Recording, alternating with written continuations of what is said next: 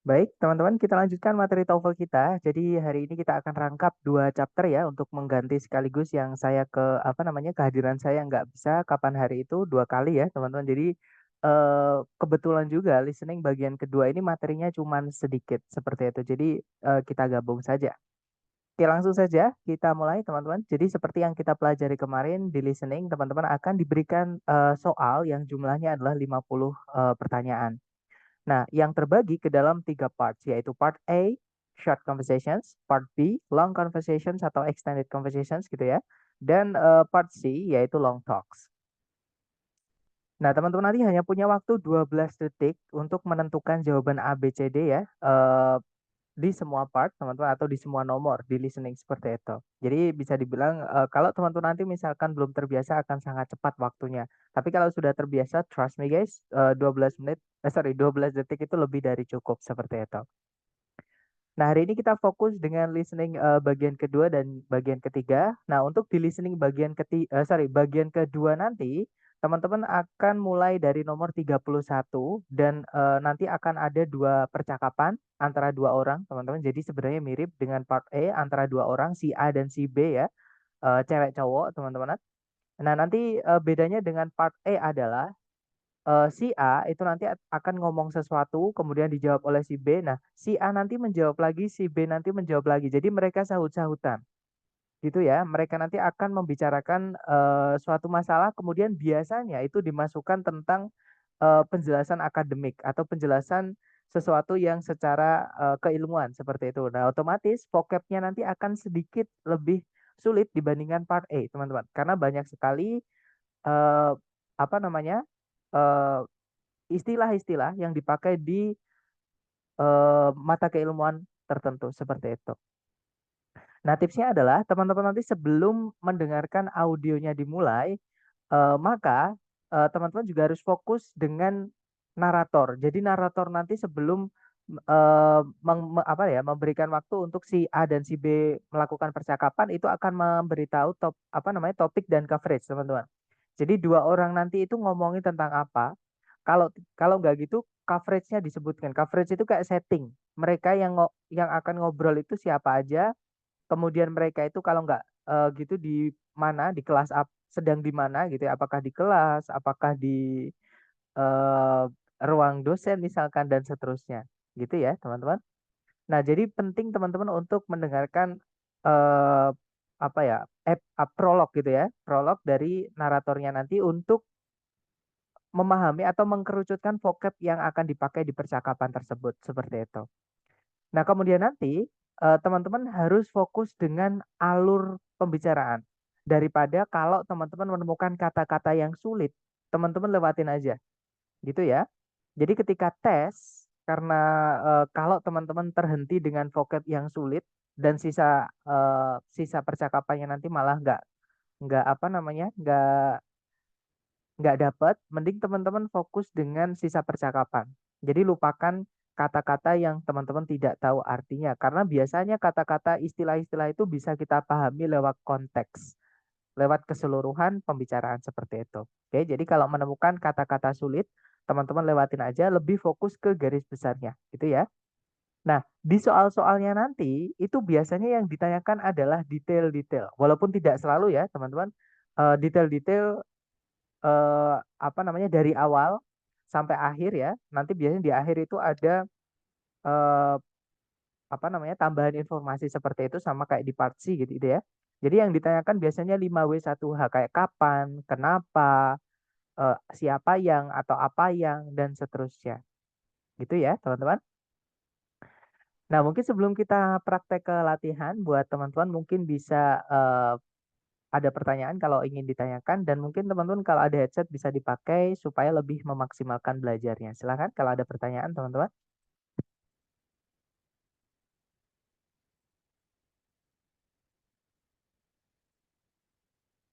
Sepertinya tidak ada ya.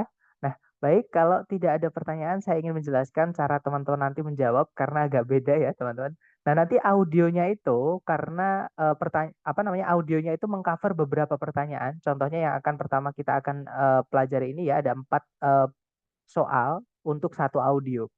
Nah, jadi nanti teman-teman menjawabnya, itu nanti kirim jawabannya dulu tapi jangan di-enter.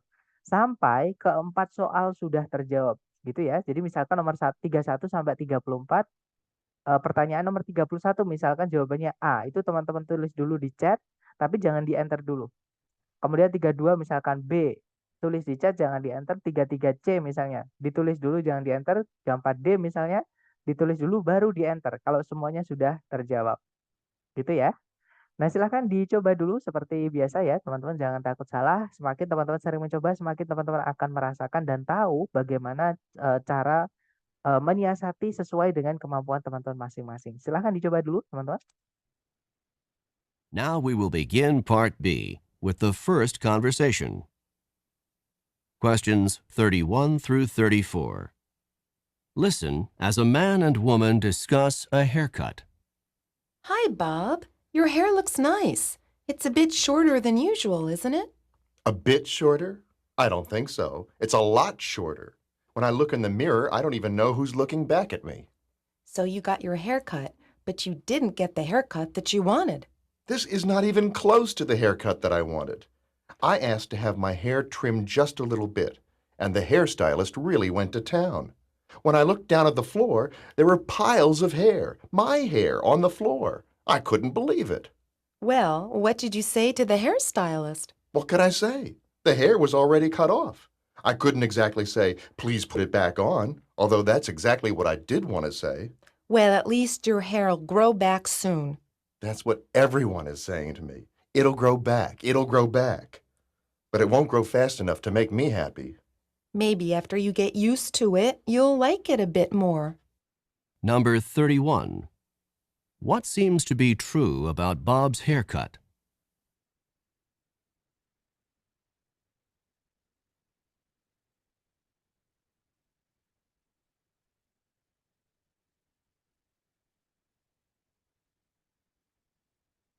Number 32.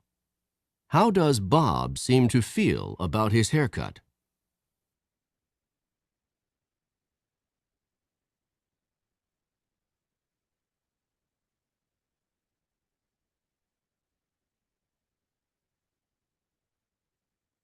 Number 33.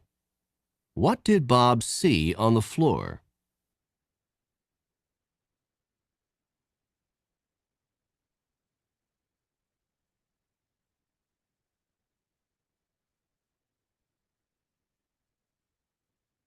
Number 34. What do people keep saying to Bob?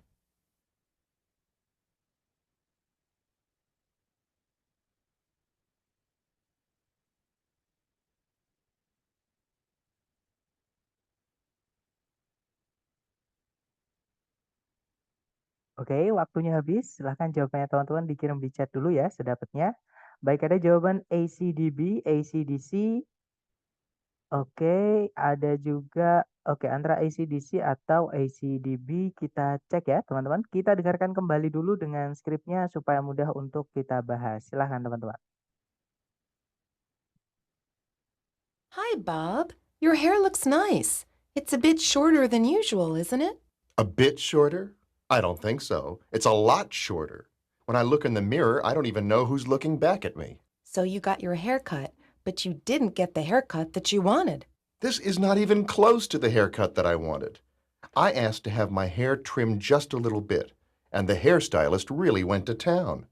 When I looked down at the floor, there were piles of hair, my hair, on the floor. I couldn't believe it. Well, what did you say to the hairstylist? What could I say? The hair was already cut off. I couldn't exactly say, please put it back on, although that's exactly what I did want to say. Well, at least your hair'll grow back soon. That's what everyone is saying to me. It'll grow back. It'll grow back. But it won't grow fast enough to make me happy. Maybe after you get used to it, you'll like it a bit more. Nah, itu tadi ya, teman-teman. Jadi si cewek menyapa Bob, "Hai Bob, rambutmu terlihat bagus. Sepertinya agak lebih pendek daripada biasanya ya?" Kemudian Bob menjawab, "Agak lebih pendek? Saya rasa tidak demikian. Ini tuh jauh lebih pendek. Ketika aku melihat ke cermin, aku bahkan tidak mengenali siapa yang melihat balik ke arahku." Nah, kemudian si cewek menjawab, "Jadi kamu tuh meminta rambutmu dipotong, tapi kamu tidak mendapatkan potongan rambut yang kamu inginkan. Kemudian Bob menjelaskan, ini tuh bahkan tidak mendekati potongan rambut yang saya inginkan. Saya meminta untuk rambut saya itu dipangkas sedikit saja dan hairstylist-nya atau yang mangkas ya teman-teman, itu benar-benar, nah ini idiom teman-teman. Went to town di sini bukan berarti pergi ke kota ya, tapi dia maksudnya itu menggila atau lepas kendali, terlalu excited gitu ya. Nah, ketika aku melihat ke arah lantai, ke bawah, itu ada banyak sekali tumpukan rambut, rambutku di lantai. Aku nggak bisa percaya itu. Kemudian si cewek bertanya lagi, "Terus apa yang kamu katakan ke hairstylist-nya?" Nah, kemudian Bob menjawab, "Apa yang bisa aku katakan? Rambutnya udah dipotong. Aku nggak bisa bilang, tolong kembalikan lagi rambutku." Meskipun itu yang sebenarnya saya sangat ingin katakan. Kemudian si cewek berusaha menghibur ya, dia bilang, "Tenang aja, setidaknya rambutmu bakal tumbuh lagi kok." Nah, kemudian Bob bilang, "Itu yang orang-orang terus-menerus katakan padaku, itu bakal tumbuh lagi, itu bakal tumbuh lagi. Nah, tapi rambutku tidak akan tumbuh cukup cepat untuk membuatku senang." Nah, kemudian si cewek bilang, "Mungkin setelah kamu terbiasa dengan rambut barumu, kamu akan sedikit menyukainya." Seperti itu. Nah, sekarang kita coba, cek ya untuk ABCD-nya teman-teman. Nomor Number 31. 31. What seems to be true about Bob's haircut? Nah itu ya, jadi apa yang nampaknya benar atau yang mungkin gitu ya, benar mengenai, rambutnya si Bob. Nah, Bob tadi itu cukur ceritanya ya teman-teman, cuman dia itu minta supaya rambutnya itu dipangkas sedikit aja. Nah cuman, si siapa tadi, hairstylist-nya itu kelepasan gitu atau terbawa gitu teman-teman. Jadi, went to town tadi, apa namanya, menggila atau terlalu excited. Akhirnya dia memotong rambutnya Bob terlalu banyak, jadi terlalu pendek gitu ya. Nah, jadi jawaban yang tepat untuk nomor 31 adalah yang alfa, the haircut is unusually short. Potongan rambutnya Bob itu sangatlah pendek atau tidak biasa pendek, artinya sangat pendek, teman-teman. Nggak umum gitu ya pendeknya. Oke, lanjut ke nomor 32. Cut. Number 32. How does Bob seem to feel about his haircut? Nah, bagaimana yang dirasakan Bob, bagaimana sepertinya yang dirasakan Bob mengenai potongan rambutnya yang baru itu? Nah, dia tadi nggak seneng sama sekali ya ketika si cewek, bilang, "Kayaknya agak pendekan ya?" Gitu ya. Terus si Bob bilang, "A bit shorter? I don't think so. It's a lot, shorter." Gitu ya. Terus di berikutnya si cewek bilang, "Jadi kamu tuh potong rambut tapi kamu nggak dapat potongan rambut yang kamu inginkan." Nah, Bob tadi menjawab, "This is not even close to the haircut that I wanted." Ini bahkan tidak mendekati potongan rambut yang saya inginkan. Nah, berarti jawaban yang paling tepat adalah yang Charlie, teman-teman. He dislikes it immensely. Dia benar-benar tidak menyukai potongan rambutnya itu, gitu ya, atau kecewa gitu, teman-teman. Lanjut. Number 33. What did Bob see on the floor? Nah, apa yang tadi Bob lihat di lantai?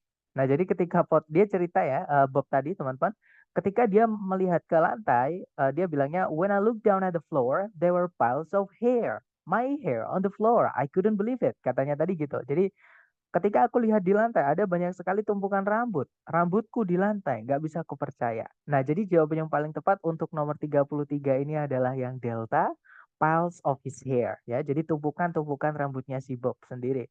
Okay, and the last, number 34. Number 34.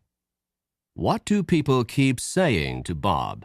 Nah, apa yang orang-orang terus-menerus katakan kepada Bob? Maksudnya untuk menghibur tadi ya. Jadi si cewek tadi kan bilang, "Well, at least your hair grow back soon." Setidaknya rambutmu bakal segera tumbuh lagi kok. Nah, terus Bob masih kecewa dia bilang, "That's what everyone is saying to me. It will grow back, it will grow back." Itu yang orang-orang terus-menerus katakan padaku, "Itu bakal tumbuh lagi, itu bakal tumbuh lagi," katanya gitu. Nah, jadi pertanyaan ini jawabannya adalah yang Charlie ya, teman-teman. Yang orang-orang terus-menerus katakan kepada Bob adalah, "It will grow back," seperti itu. Oke, lanjut ke audio yang kedua. Sama teman-teman ya, cara menjawabnya nanti teman-teman kirim ketika 4 soal sudah terjawab. Jangan takut salah dulu, silahkan teman-teman. Questions 35 through 38. Listen to a conversation about a man's great-grandmother. I talked to my great-grandmother on the phone this morning. Your great-grandmother? Do you talk with her often? I try to call her at least once a week. She's a really wonderful woman, and she's over 85 years old. I enjoy talking to her because she's so understanding and because she gives me good advice. What advice did she have for you today? She told me to be careful because a big storm is coming. She said that a big storm is coming? Is she a weather forecaster? Not exactly. She says that she can feel it in her bones when a storm is coming. I know it sounds funny, but when she feels it in her bones that a storm is coming, she's usually right. That's not actually so funny. When people get older, the tissue around their joints can become stiff and swollen. Just before a storm, the air pressure often drops, and this drop in air pressure can cause additional pressure and pain in swollen joints. So when your great-grandmother tells you she thinks a storm is coming, she probably has some aching in her joints from the decreasing air pressure. Then I had better pay more attention to my great-grandmother's weather forecasts. Number 35. How often does the man usually talk to his great-grandmother?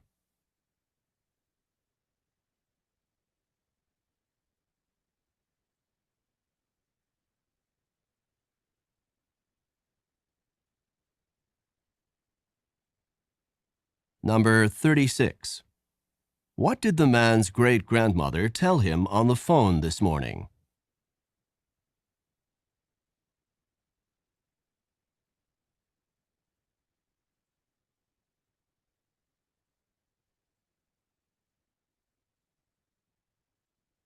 Number 37.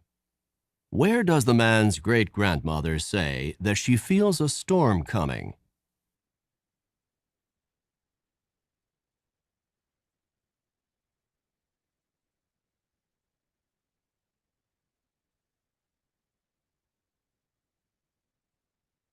Number 38. What will the man probably do in the future?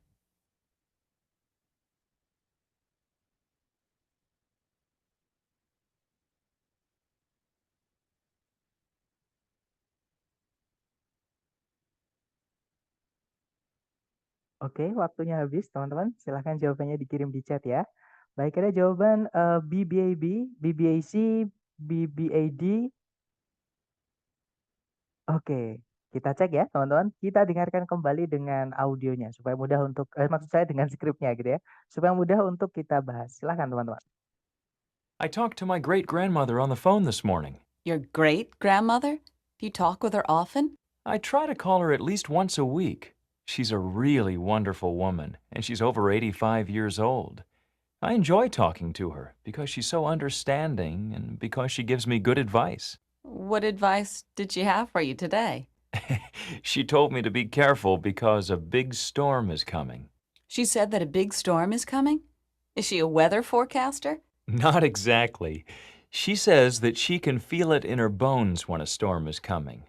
I know it sounds funny, but when she feels it in her bones that a storm is coming, she's usually right. That's not actually so funny. When people get older, the tissue around their joints can become stiff and swollen. Just before a storm, the air pressure often drops, and this drop in air pressure can cause additional pressure and pain in swollen joints. So when your great-grandmother tells you she thinks a storm is coming, she probably has some aching in her joints from the decreasing air pressure. Then I had better pay more attention to my great-grandmother's weather forecasts.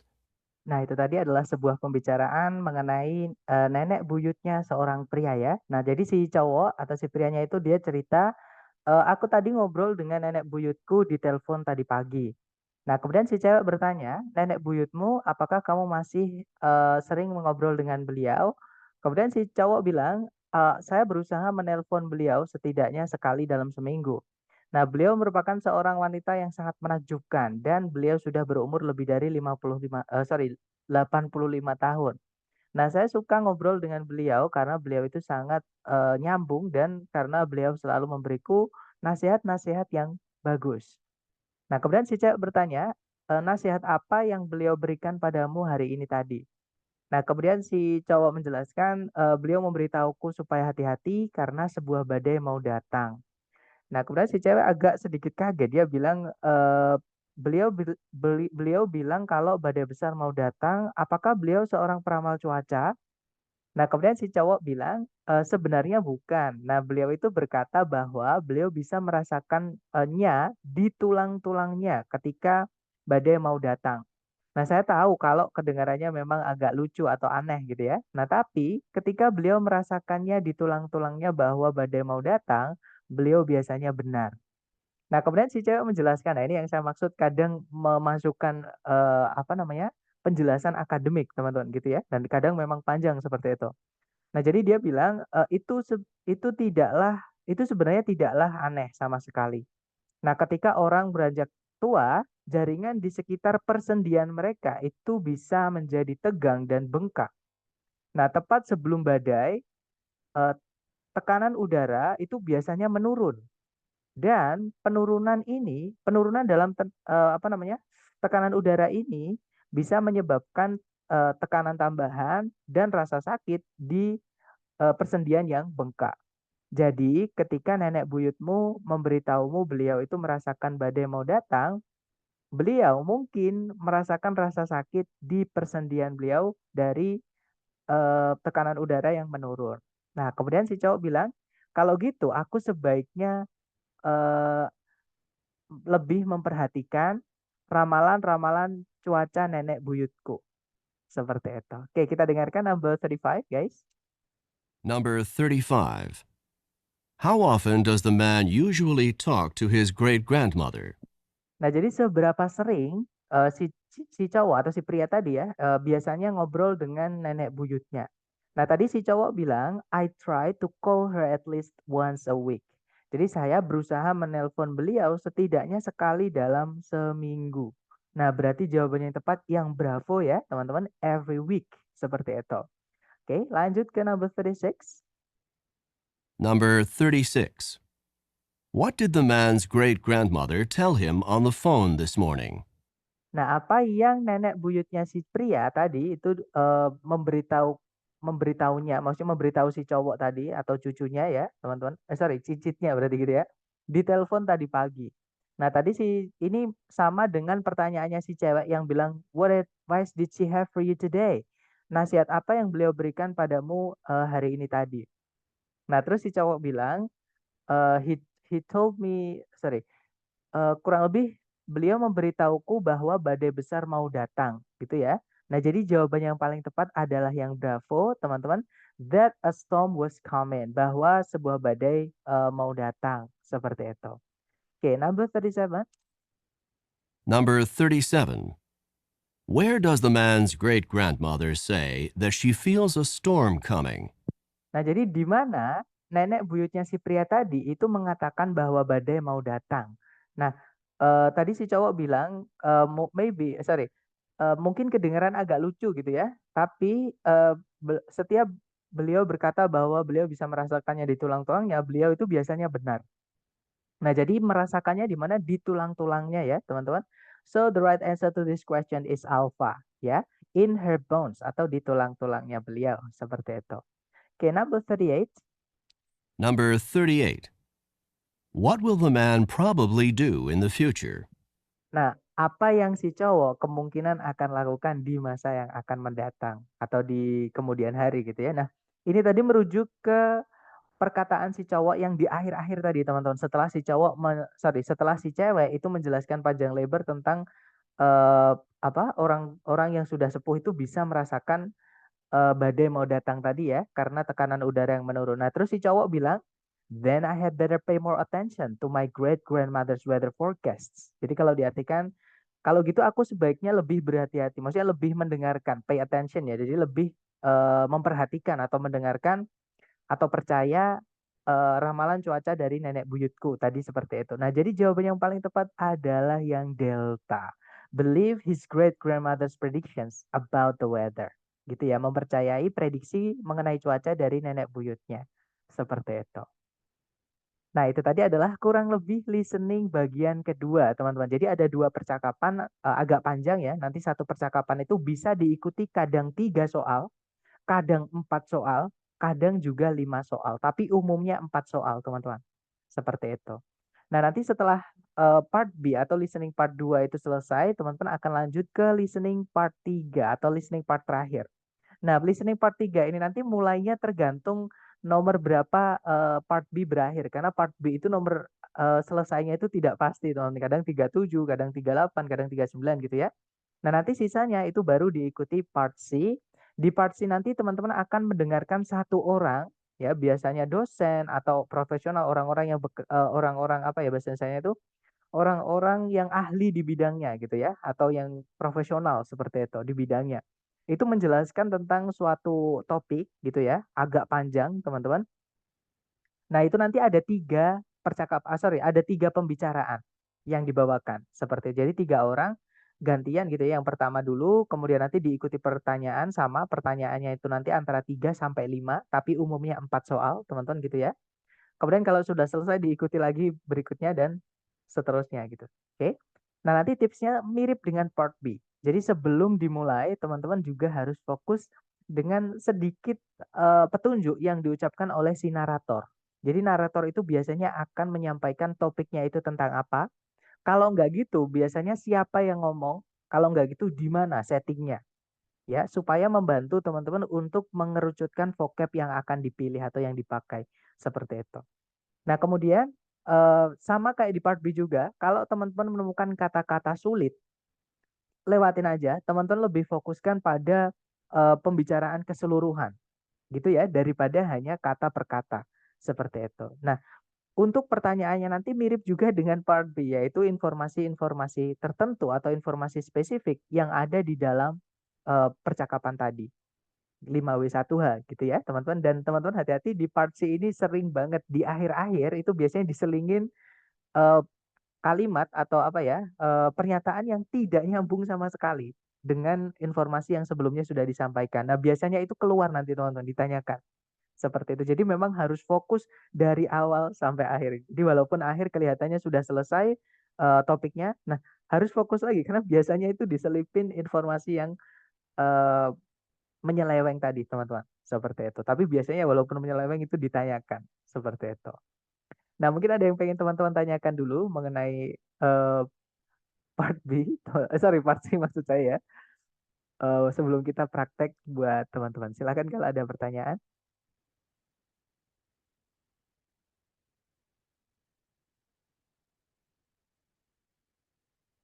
Aman ya, teman-teman?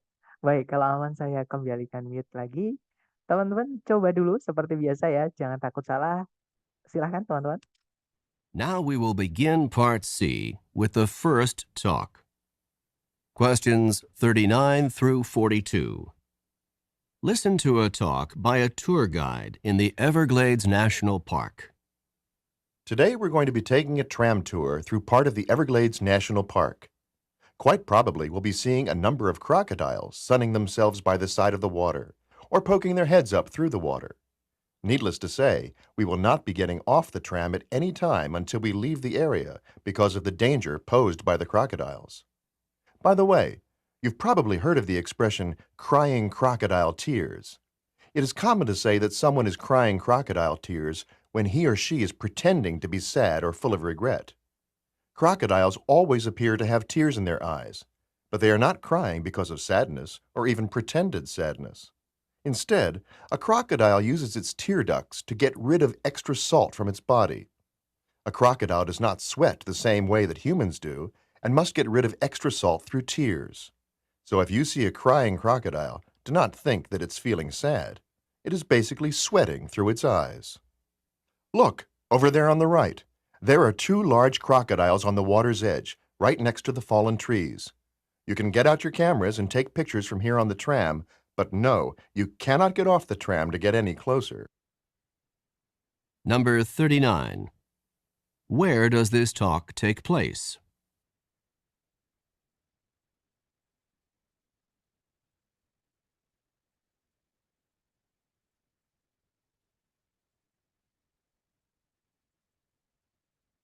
Number 40. What does the expression crying crocodile tears mean when it is used to describe humans?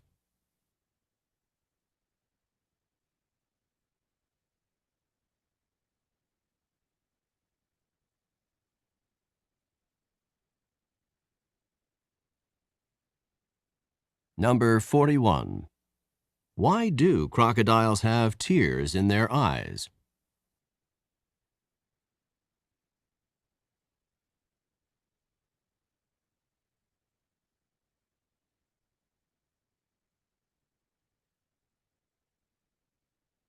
Number 42. What does the tour guide recommend?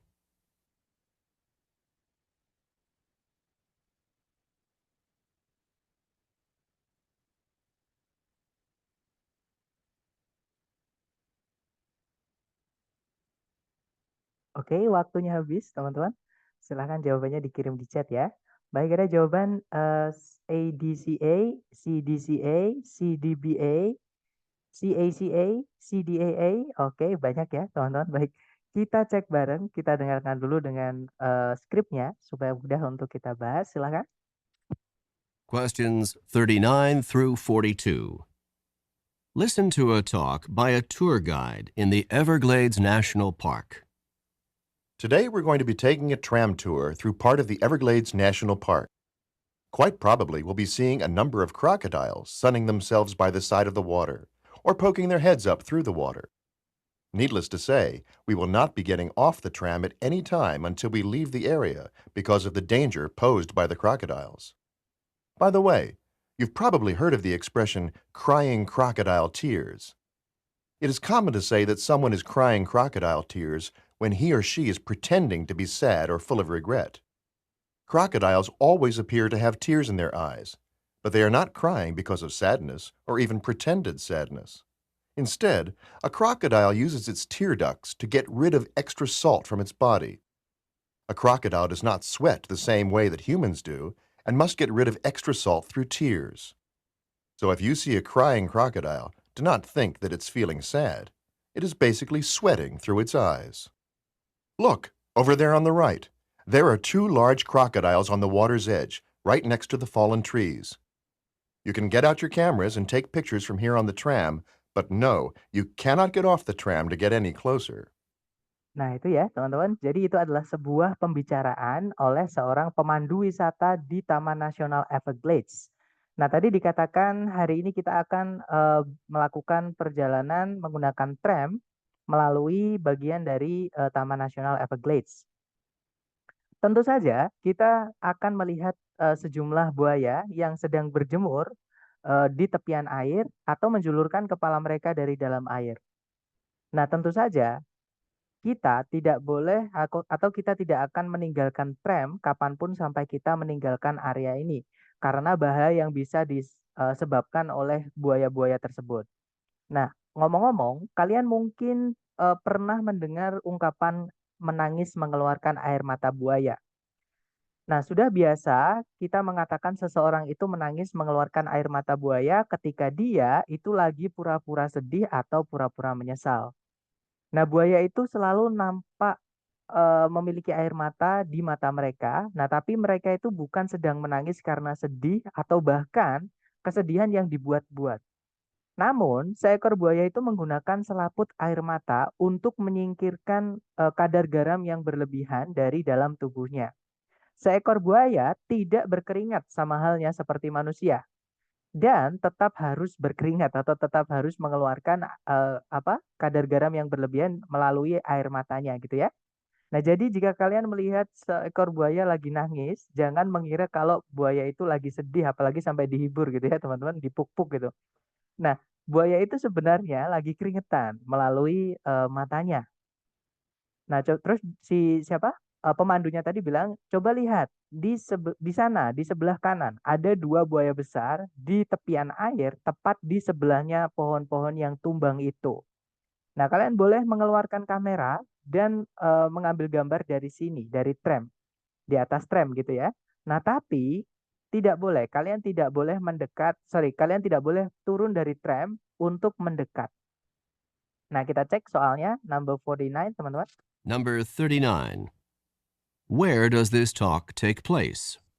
39 ya maksud saya. Jadi, where does this talk take place? Jadi, di manakah pembicaraan ini tadi terjadi? Nah, tadi si pemandu wisatanya berulang-ulang dia nyebutin this tram gitu ya, teman-teman. Jadi mereka ini lagi di atas tram.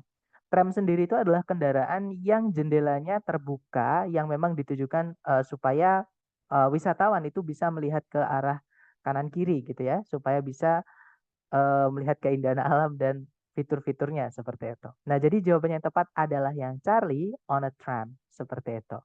Okay, next number 40. Number 40. What does the expression crying crocodile tears mean when it is used to describe humans? Nah, apa yang ungkapan menangis mengeluarkan air mata buaya maksud ketika dipakai untuk mendeskripsikan manusia. Nah, tadi disebutkan it is common to say that someone is crying crocodile tears when he or she is pretending to be sad or full of regret. Jadi sudah umum kita bilang kalau seseorang itu mengeluarkan air mata buaya ketika dia lagi pura-pura sedih atau pura-pura nyesel gitu ya. Nah, jadi jawaban yang paling tepat itu adalah yang delta, teman-teman. It means they are pretending to be sad. Gitu ya. Jadi berarti orang tersebut itu dianggap lagi pura-pura sedih seperti itu. Okay, next, number 41. Number 41. Why do crocodiles have tears in their eyes?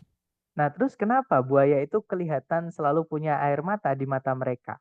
Nah, tadi dijelaskan, if you see a crying crocodile, don't think that it is feeling sad, gitu ya. Intinya kalau melihat buaya itu mengeluarkan air mata atau menangis, jangan mengira buaya itu lagi sedih atau menyesal gitu ya. Tapi buaya buaya itu lagi mengeluarkan keringat dari matanya. Jadi jawaban yang paling tepat adalah yang Charlie ya, teman-teman. They are getting rid of salt. Salt di sini maksudnya adalah kadar garam dalam tubuh seperti itu. Atau keringat lah gitu ya, teman-teman. Oke, lanjut ke number 42. Number 42. What does the tour guide recommend?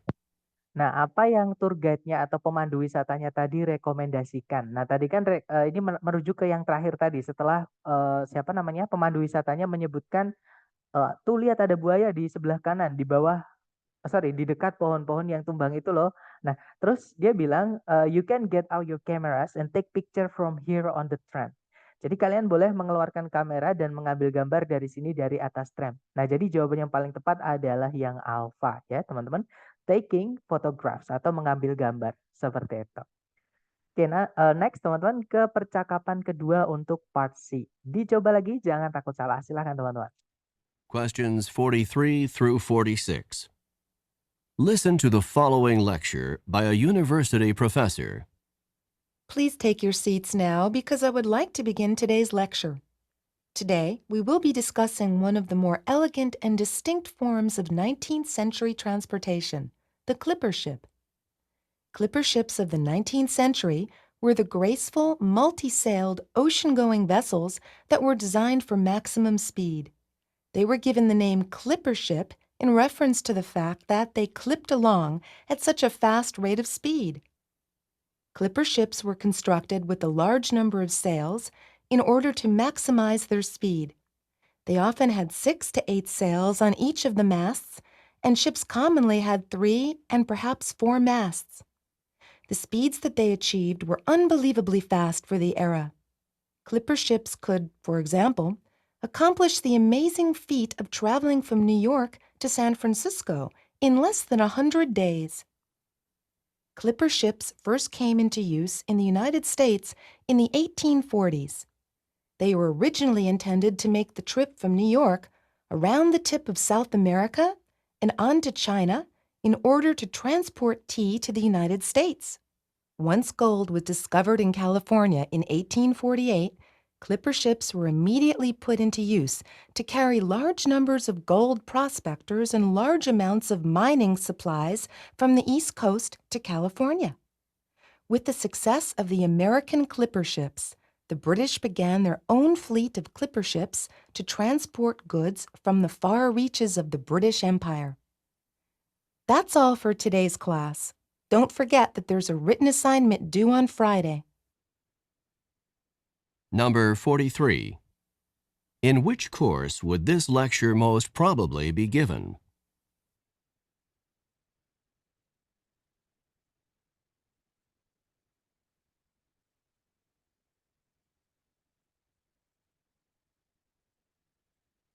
Number 44. What is the most likely meaning of the expression to clip along?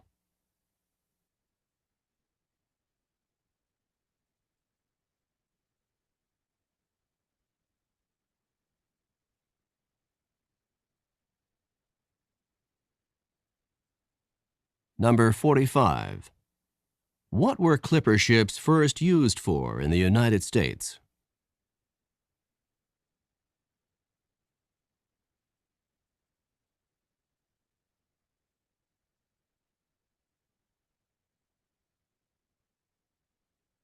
Number 46.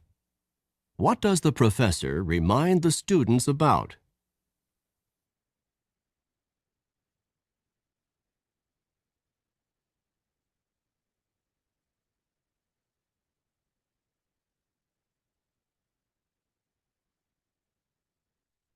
Alright guys, thumbs up. If you have your answers, please send it to the chat box ya. Baik, ada jawaban CCAB, CBAA, CBBB, CBDD, CBBB, sama ada pertanyaan dari Mr. Ade. Mr. Ade bertanya, waktu ujian yang ITS itu pertanyaan dijabarkan, dituliskan juga nggak? Betul, dituliskan kalau 2024 ini ya teman-teman. Untuk 2025 saya kurang tahu, cuman ada perbedaan di 2023 sama 2024. Kalau 2023 soalnya nggak ada di listening ya, jadi cuman ABCD-nya aja. Nah, kalau mulai 2024 Januari sampai sekarang saya tes teman-teman, itu ada soalnya sekarang, jadi lebih mudah seperti itu. Pertanyaannya diucapkan juga tapi ditulis juga kalau sekarang. Kalau dulu hanya diucapkan saja, seperti itu.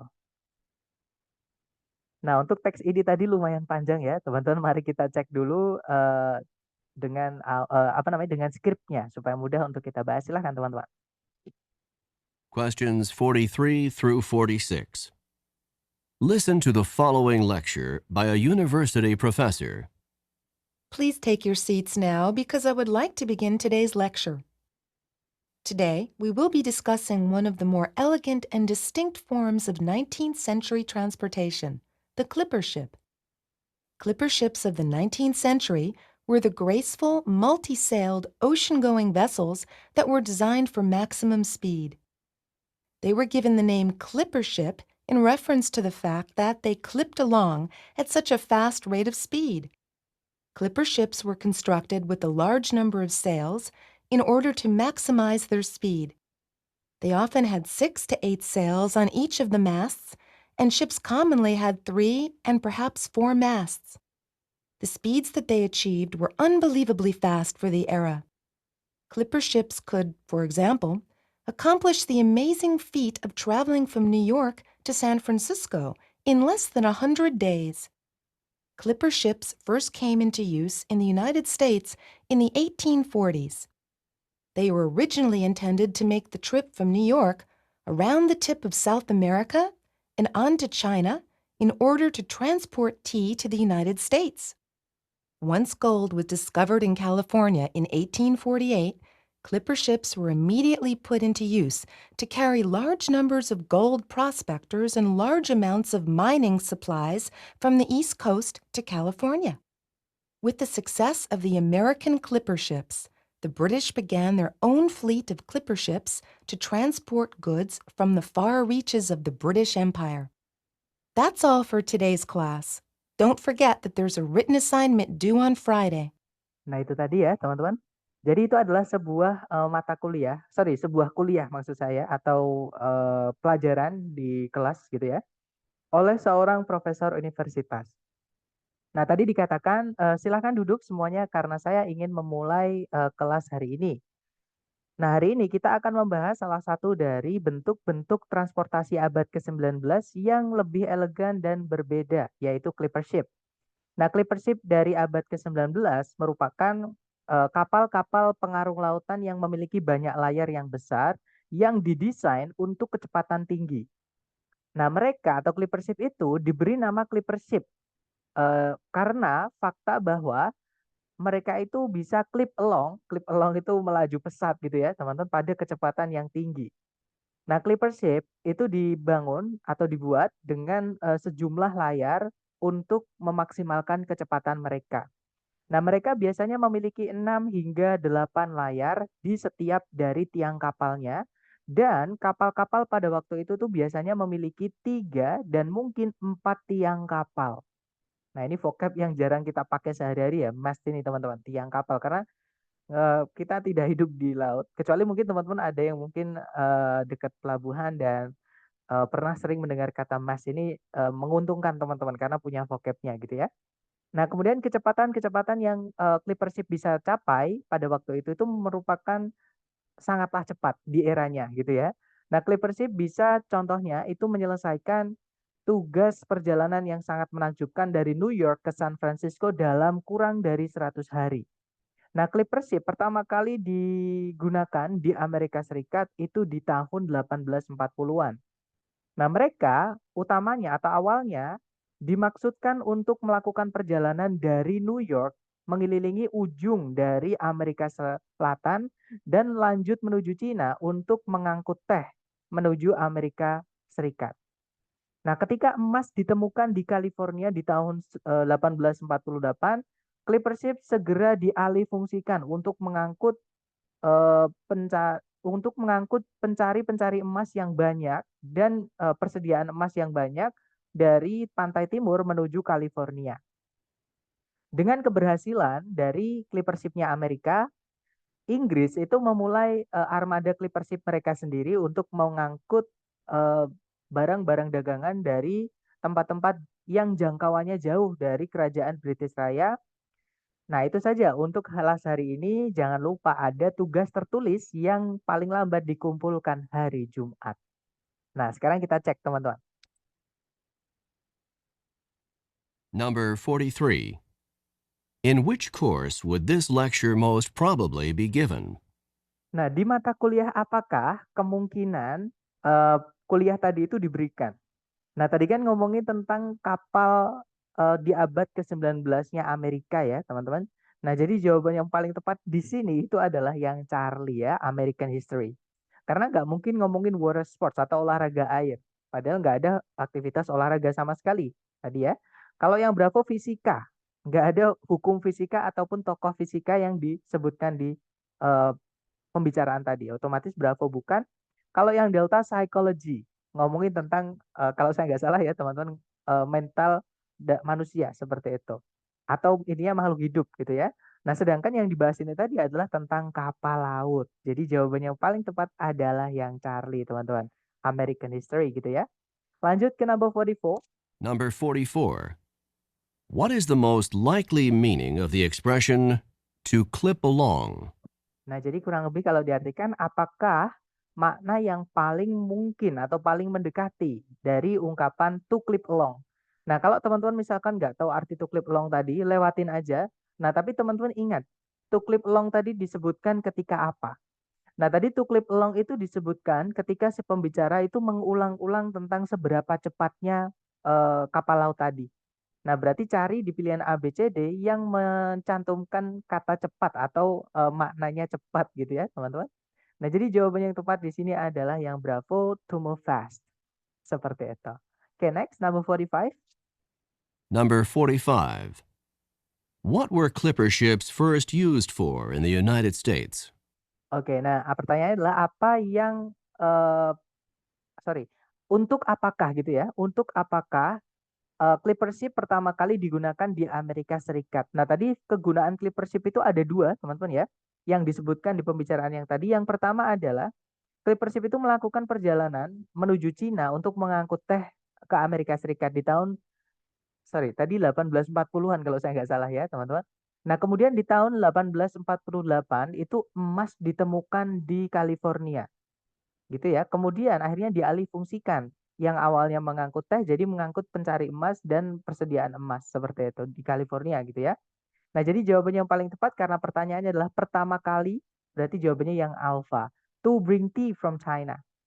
Seperti itu. Oke, lanjut ke number 46, guys. Number 46.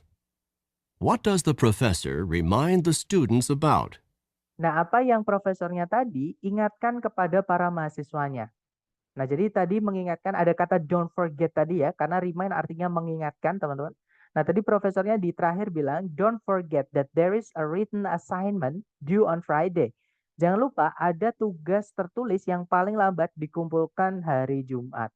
Nah, jadi jawaban yang paling tepat untuk soal ini adalah yang delta, guys. Jangan terjebak dengan kata Friday ya, karena yang Bravo itu a quiz on Friday. Jadi tadi bukan quiz yang diingatkan oleh profesornya, tapi adalah tugas tertulis atau PR tertulis yang dikumpulkan paling lambat hari Jumat.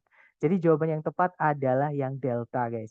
Some written homework, tugas rumah atau PR gitu ya, tertulis seperti itu. Oke, next ke percakapan terakhir. Silakan jangan takut salah teman-teman. Dicoba dulu, kirim jawabannya ketika 4 soal sudah terjawab. Silakan. Questions 47 through 50. Listen to the following talk by a drama coach to a group of actors. I know that some of you are feeling more than a little nervous about tonight's performance, and I want you to understand that this is quite a natural feeling. You are going to be on stage in front of a lot of people tonight, and it's normal to be experiencing some nerves. I would like to help you to understand these feelings and not let them interfere with your performance. What you are experiencing is called stage fright. Stage fright is the fear that develops before you give a performance in front of an audience. Stage fright is not experienced just by actors and actresses.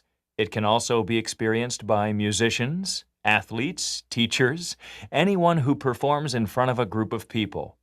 It occurs before a performance when a performer is concerned about looking foolish in front of others.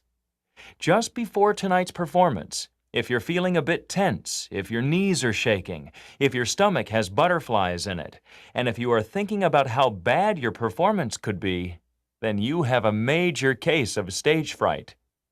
To control stage fright, you can work to control both the physical reactions and the negative thoughts. To combat the physical reactions, you can try techniques such as deep breathing, muscle relaxation, or even just laughing to relieve some of the pressure. To combat the negative thoughts, you should force yourself to focus on what you have to do, rather than on what other people are going to think. That's all I have to say for now. I'll see you back here at 6 o'clock, because the performance starts at 8 o'clock. Just remember that if you begin to feel at all nervous, try some deep breathing to relax, and focus your thoughts on the performance that you are about to give. See you this evening. Number 47. Who would probably not experience stage fright in their work?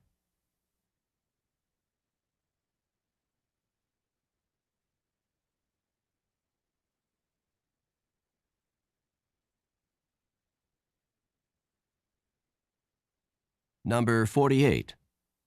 What physical reaction might someone who is experiencing stage fright commonly have?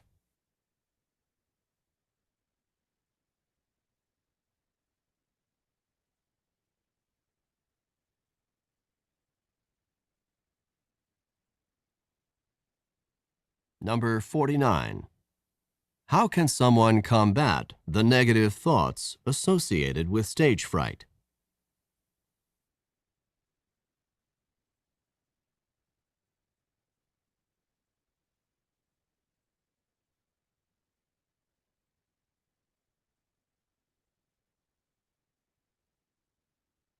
Number 50. When should the actors arrive at the theater?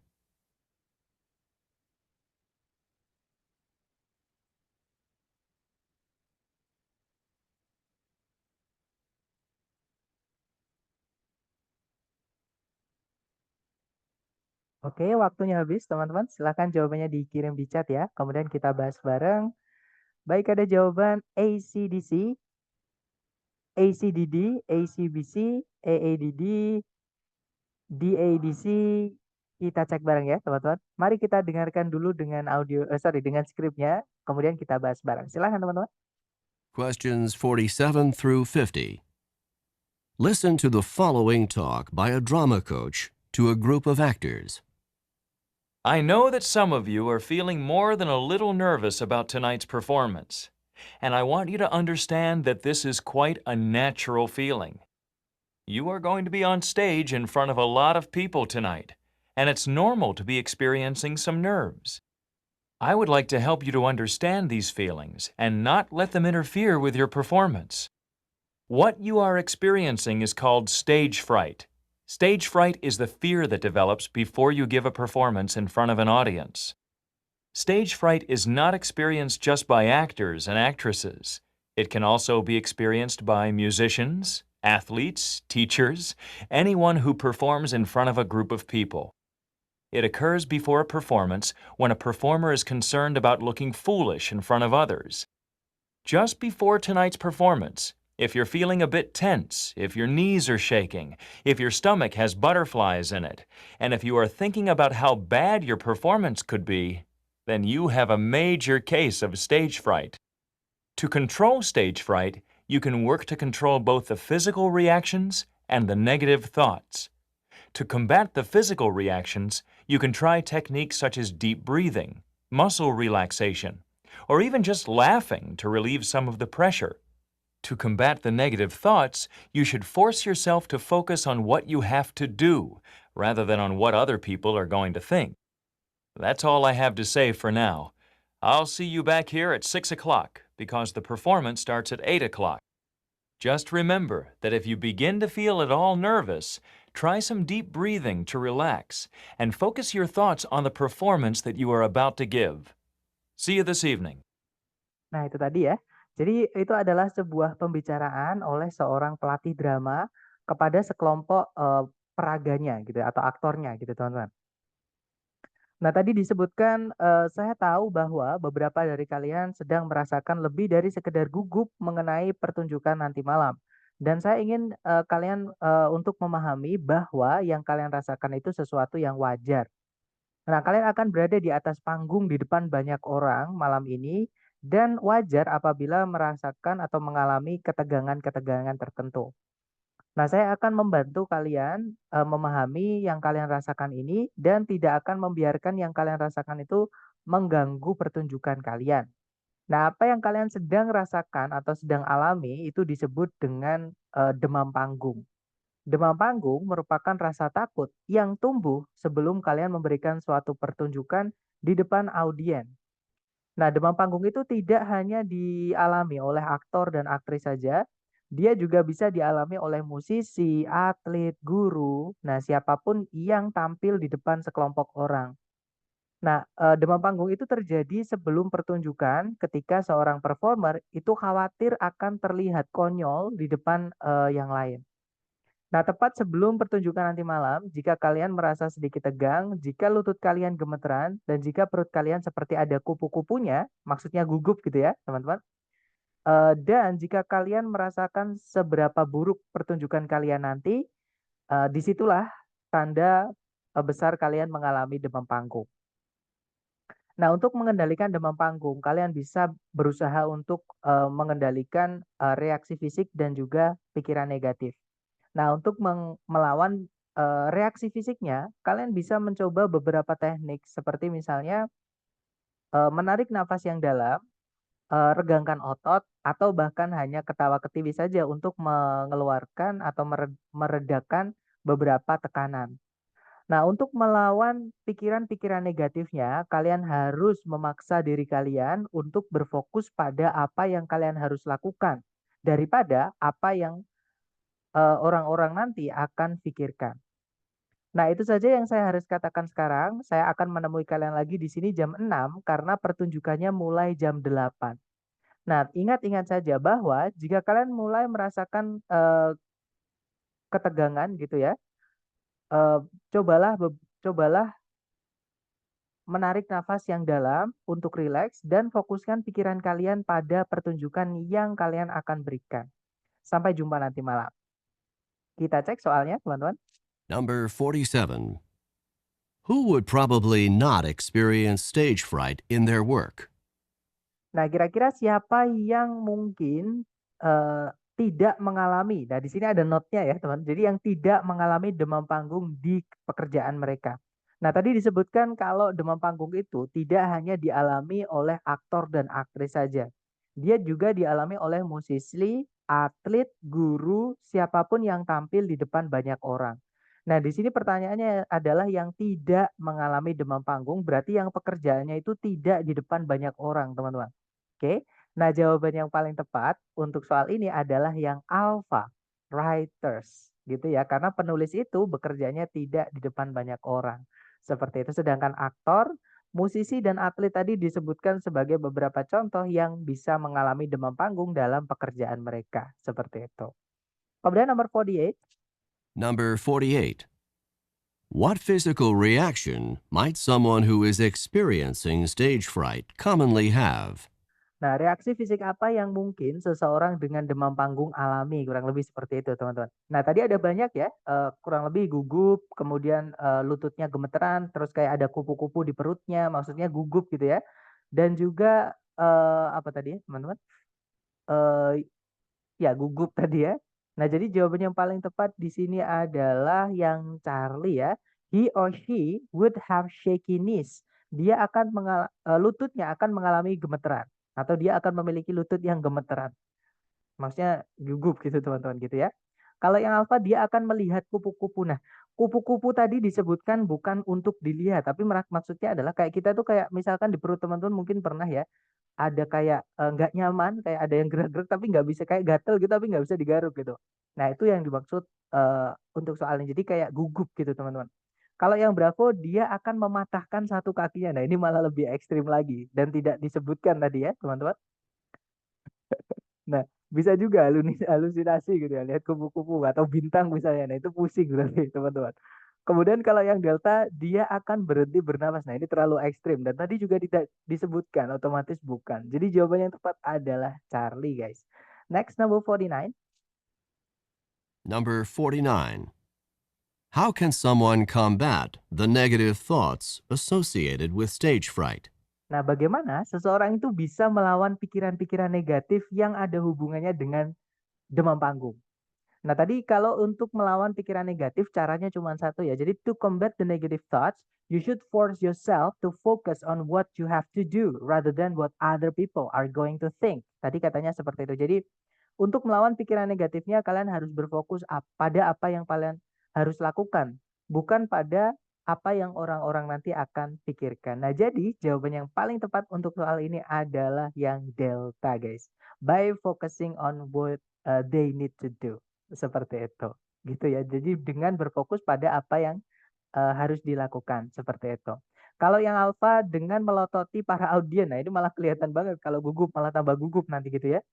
Kalau yang bravo dengan bernafas terengah-engah. Tadi bukan shallowly ya, shallow itu artinya sebenarnya, dangkal teman-teman. Nah kalau deep, tadi kan deep breathing, maksudnya deep breathing itu menarik nafas yang dalam. Kalau shallowly malah terengah-engah, jadi kayak kita bernafas pendek-pendek, cepat gitu ya, jadi kelihatan banget kalau gugup. Malah tambah gugup lagi kalau kelihatan gugup, jadi bravo bukan.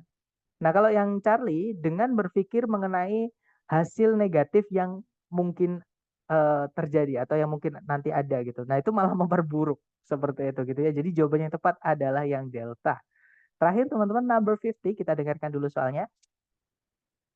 Number 50. When should the actors arrive at the theater? Nah kapan para aktornya tadi, harus tiba di teater. Nah tadi disebutkan ya teman-teman, I'll see you back here at 6 o'clock. Saya akan menemui kalian lagi di sini pada jam 6. Because the performance start at 8. Karena pertunjukannya mulai jam 8. Nah, berarti mereka harus ada di situ jam 6, teman-teman. Karena coach-nya tadi atau pelatihnya tadi ngajak ketemuan jam 6 lagi di situ. Mungkin untuk GR atau general rehearsal gitu ya.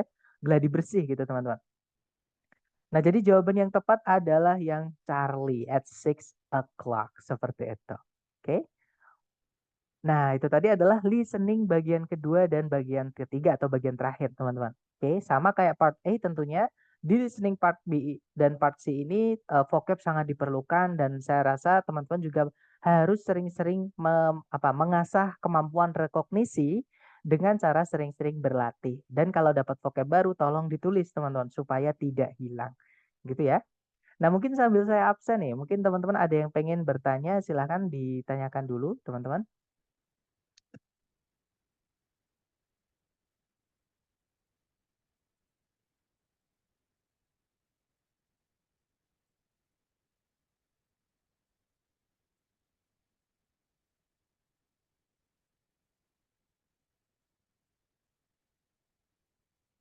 Oke, sudah selesai saya absen dan ada pertanyaan dari Mister Adi. Enak, Mister, kalau soalnya sudah dituliskan jadi bisa jawab sambil nyimak. Betul.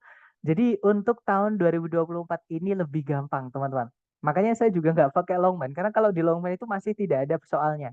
Tapi di Longman itu bukunya enaknya ada pembahasannya di belakang, tapi ya, bukan di. Jadi saya rasa tidak merefleksikan tes yang sekarang ada. Dan juga di Longman itu babnya menurut saya kebanyakan dan sulit gitu ya, daripada teman-teman belajar sesuatu yang tidak keluar dan menyulitkan, lebih baik berfokus pada yang keluar aja, seperti itu. Gitu ya. Kemudian makanya saya berani nggak pakai Longman karena pertimbangan saya di situ, teman-teman. Ada cara yang lebih mudah, ada materi yang lebih mudah dan lebih menggambarkan tes aslinya yang sekarang.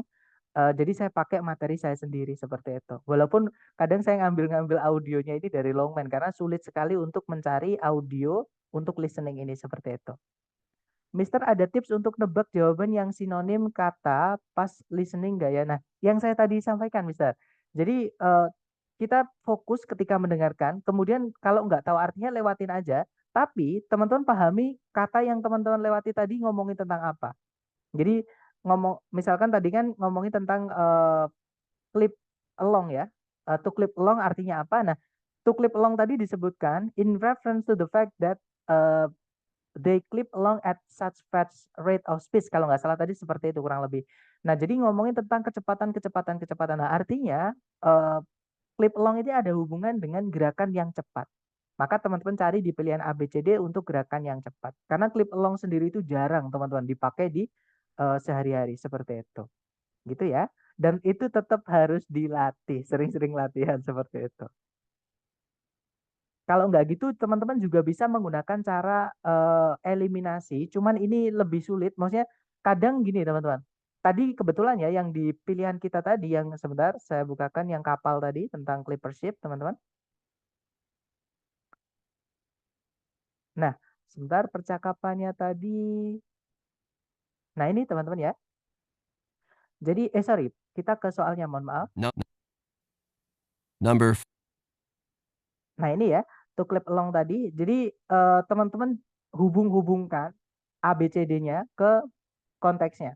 Tadi kan ngomongin tentang kapal ya. Kalau yang alfa kan to cut untuk memotong, teman-teman. Masa kapal untuk memotong kan nggak bisa. Berarti alfa bukan. Kalau yang Charlie untuk menyetir atau mengendalikan perahu. Masa kapal dipakai untuk mengendalikan perahu? Kan nggak bisa. Otomatis Charlie bukan. Kalau yang delta untuk membangun kapal. Masa kapal untuk membangun kapal? Kan juga aneh gitu ya, teman-teman didengar. Jadi nggak bisa. Jadi yang paling cepat adalah kapal bergerak cepat. Seperti itu. Jadi jawabannya yang Bravo. Nah, cuman sama seperti yang saya pakai tadi, untuk bisa memahami tips ini, teman-teman harus sering-sering latihan. Karena musuhnya teman-teman ketika tes nanti adalah waktu. Seperti itu. Kalau udah terbiasa itu otomatis teman-teman. Jadi cetek nggak tahu artinya langsung ke apa namanya analogi gitu ya. Atau dengan mengingat-ingat tadi disebutkannya di mana seperti itu. Nah, itu perlu dilatih. Kemudian masalah di pendengaran. Jadi mungkin kalau masalah di pendengaran sama sih sebenarnya harus sering-sering latihan ya teman-teman atau mungkin dibersihin kupingnya gitu teman-teman. Kemudian kalau mau latihan listening di mana Mister? Nanti saya berikan ini ya teman-teman audionya jadi teman-teman bisa belajar lewat itu gitu atau nanti saya buatkan soal-soalnya ya teman-teman. Nanti saya kirim di grup. Nanti di tesnya pakai aksen Amerika atau British. Amerika teman. Kalau TOEFL itu Amerika ya, nggak mungkin India teman-teman ya. Kalau India sebenarnya India itu lebih gampang, cuman gimana ya, juga lebih susah kalau teman-teman misalnya udah sering berbahasa Inggris, pakai aksen India tuh kadang geli juga gitu teman-teman. Jadi pakainya adalah Amerika. Tapi kalau teman-teman nanti IELTS ya, beda. IELTS itu nanti kebanyakan, bahkan IELTS itu setahu saya semuanya menggunakan accent British. Jadi lebih sulit gitu ya. Tapi mungkin setiap orang beda-beda. Karena teman saya juga ada yang bilang Amerika lebih sulit dari British. Tapi saya kaget. Padahal British itu ngomongnya agak dibuat-buat gitu ya. Sedangkan Amerika itu lebih jelas gitu, lebih kaku gitu teman-teman. Tapi nggak tahu, tiap orang mungkin beda seperti itu. Jadi pakai aksen Amerika ya teman-teman. Singapura, apalagi Singapura teman-teman itu dicampurin budayanya mereka kayak lah gitu ya, kayak apa ya, kayak A gitu teman-teman. Jadi Singapura Singapura English itu susah grammarnya juga. Tips cara jawab dong, Mister. Nah, jawabnya tadi sudah saya sampaikan di awal, Mister. Jadi, sambil mendengarkan teman-teman harus fokus. Kemudian kalau misalkan di awal sebelum dibacakan itu, teman-teman dengarkan naratornya ya, skop atau cakupannya itu nanti ngomongin tentang apa, atau kalau nggak gitu siapa yang akan ngomong, kalau nggak gitu mereka di mana, apa namanya, posisi atau settingnya gitu. Supaya bisa mengerucutkan, apa namanya, mengerucutkan vocabnya, seperti itu. Kan kalau baca kadang malah kelamaan dibacanya. Baca apa ini? Oh mungkin baca soal ya. Nah kalau baca soal itu wajib teman-teman. ABCD itu pasti baca dan itu ini juga bagus sih. Teman-teman harus latihan untuk membaca cepat. Maksudnya memahami bacaan di pilihan ABCD itu juga dengan cepat. Itu perlu dilatih juga. Kalau udah terbiasa enak kok teman-teman. Karena Eee, gimana ya, yang saya rasakan sekarang itu kayak nggak terlalu bahasa Jawa itu nggak terlalu ngoyo teman, nggak terlalu ngeluarin tenaga. Tapi kalau dulu, walaupun saya dari kecil seneng bahasa Inggris ya teman-teman, tapi pertama sekali saya tes TOEFL itu sedikit mengeluarkan cakra banyak gitu. Karena belum tahu tesnya seperti apa, gambarnya bagaimana, terus juga kadang mencari-cari soal, loh, "Lah ini soalnya di mana?" Gitu. Ternyata soalnya dibacakan. Jadi kayak kayak nggak tahu tes itu kita juga, panik. Itulah tujuan dari preparation course. Jadi tujuan, kursus persiapan itu di situ. Jadi teman-teman bisa mendapatkan gambaran tesnya nanti gimana supaya bisa antisipasi, seperti itu. Jadi baiknya gimana dengan kondisi sama-sama soal tulis dan suaranya ada, apakah fokus mendengarkan? Nah, ini sama kayak pertanyaan yang kemarin ya. Apakah teman-teman harus fokus mendengarkan atau sambil mendengarkan sambil membaca? Nah, itu tergantung masing-masing sendiri, tergantung masing-masing teman-teman. Jadi kalau teman-teman terbiasa dengan listening ini disambi apapun nggak apa-apa. Sambil mendengarkan sambil baca ABCD nggak apa-apa. Tapi ketika teman-teman misalkan nih, saya sudah daftar dalam waktu dekat ini dan kayaknya saya nggak punya waktu banyak untuk, latihan. Nah, saran saya ketika listening teman-teman misalkan teman-teman kan sendiri kan yang bisa ngukur kemampuan teman-teman. Jadi kalau misalkan teman-teman merasa, listening kurang, saran saya teman-teman sambil mendengarkan sambil tutup mata. Benar-benar diilhami, tapi jangan sampai ketiduran ya, teman-teman. Jadi benar-benar dipahami, diilhami. Kalau bisa ciptakan gambar di apa ya, di imajinasi kita gitu ya, sambil mendengarkan, "Oh maksudnya gini maksudnya gini maksudnya gini," gitu. Nah nanti ketika, soal dibacakan teman-teman buka mata sambil membaca pilihan ABCD, seperti itu. Oke, nah tapi kalau udah terbiasa listening, sambil mendengarkan teman-teman sambil apapun bahkan sambil sambil ngirim-ngirim sambil ngingat-ngingat, apa yang belum itu masih paham teman-teman. Jadi kayak otomatis, makanya saya sampaikan yang paling penting rekognisi dilatih, ditajamkan dengan cara sering-sering latihan, seperti itu. Emang yang ITS nanti langsung ditampilkan ya Mister, keempat soalnya? Iya betul, jadi, yang saya pakaikan di kelas ini tampilan dan sistemnya saya samakan dengan di tes, kecuali pembahasannya ya, kalau di tes nggak ada pembahasannya teman-teman. Hanya ada soal, nanti kalau udah selesai lanjut ke structure, seperti itu. Jadi, pertama nanti teman-teman akan dihadapkan seperti ini, oke, sambil mendengarkan itu sambil bisa melihat semua soal. Makanya kalau teman-teman udah terlatih, sudah sering dengan listening, sambil baca soal akan tetap paham, bahkan sambil ngurutkan, "Oh ini pasti ngomongin ini, lanjut. Oh oh berarti jawabannya ini, jadi kemungkinan kalau nggak ini." Itu bisa. Tapi kalau misalkan teman-teman nggak, terbiasa dengan listening, membagi konsentrasi itu akan memecah ini, apa namanya, apa namanya, eee, jadi teman-teman kan ngikuti alur tuh audionya. Nah, ketika teman-teman sambil mengartikan, sambil membaca itu bisa fokusnya hilang. Jadi tidak disarankan. Tapi kalau udah terbiasa silahkan dan jawabannya berurut kok teman-teman. Nanti jalan kayak misalkan awal-awal nanti yang atas sendiri sudah ketemu jawabannya langsung ke bawahnya, ketemu lagi lanjut, ketemu lagi lanjut, seperti itu. Nah, tapi tetap ya teman-teman, jadi yang tadi harus sering dilatih. Karena teori, itu nggak cukup di kelas saja, ketika tes nanti pun ada tekanan dari, suasana tes yang mungkin sedikit formal, sedikit ada pressure gitu ya. Nah, itu juga bisa mempengaruhi teman-teman. Nah, saran saya teman-teman rileks saja, terus, eee, intinya rileks itu bisa dicapai dari persiapan. Ketika persiapan teman-teman sudah banyak, sudah cukup, ketika tes nanti nggak akan tegang, nggak akan, terdampak seperti itu. Tapi ketika teman-teman merasa kok buru-buru, terus gupuh gitu ya, itu biasanya juga mempengaruhi performa teman-teman di tes, seperti itu. Maaf Mister, kalau ngulang-ulang pertanyaan Mister, berarti percakapannya nanti ditampilkan berarti ya sampai ke jawaban ABCD-nya. Nah, kalau sekarang sekali lagi ya teman-teman, sekarang iya, soalnya ditulis seperti ini. Oke, tapi kalau mengulang-ulang jawabannya tidak. Jadi audio itu hanya dimainkan satu kali. Dan kita nggak bisa mengendalikan apakah audionya bisa di-replay atau di-stop itu nggak bisa. Seperti itu. Mister nanti tesnya online atau offline? Tesnya nanti yang dari lembaga online ya teman-teman, tapi bukan dari ITS ya. Kalau yang dari ITS itu ada dua, teman-teman bisa online, bisa offline atau onsite. Jadi datang ke lokasi. Nah, saya sarankan untuk ngambil yang online. Karena audionya lebih jelas, teman-teman juga nggak perlu repot-repot pergi kemana-mana, jadi di ruangannya masing-masing bisa. Seperti itu. Cuman itu tadi ya, teman-teman di listeningnya itu nggak enaknya kalau di online kita nggak bisa back. Nah sama sih kalau offline juga nggak bisa back, cuman kita punya waktu untuk mengarang jawaban yang tadi ketinggalan. Kalau di listening itu nggak bisa. Kalau kita benar kosong terus soalnya udah pindah ke nomor berikutnya, kita nggak bisa back. Dan jangan panik teman-teman. Kalau misalkan kita, aduh nggak bisa back, jangan panik. Langsung ganti fokus ke yang sedang teman-teman hadapi. Karena kalau teman-teman panik, udah sebelumnya tadi salah, yang sedang dihadapi juga ketinggalan. Jadi harusnya salah satu jadi salah dua. Seperti itu. Jadi disarankan teman-teman fokus dengan apa yang dihadapi dan jangan gupuh. Jangan panik teman-teman. Oke. Nah caranya jangan panik, perbanyak persiapan. Jadi latihannya tambah lagi, tambah lagi, tambah lagi seperti itu. Dan saya pun juga masih menyusun latihan, terutama di structure ya teman-teman. Kalau listening ini saya juga masih nyari-nyari cara. Terutama saya berusaha menggunakan Eleven Labs ya atau AI artificial intelligence yang bisa menciptakan suara. Jadi kita tinggal ngirim skripnya nanti suaranya, tapi masih belum teman-teman. Jadi masih belum belum apa ya, belum optimal gitu. Jadi yang saya perbanyak di structure. Walaupun listening juga saya punya database dari buku-buku gitu ya. Nah, tapi itu juga masih saya buat seperti itu. Gitu ya. Jadi saran saya sekali lagi perbanyak latihan supaya teman-teman terbiasa. Oke.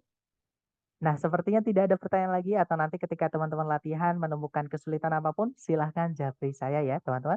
Thank you so much for having me today, guys. I'll see you again next time. Bila saya say, Assalamualaikum warahmatullahi wabarakatuh, and have a good day, guys. See you next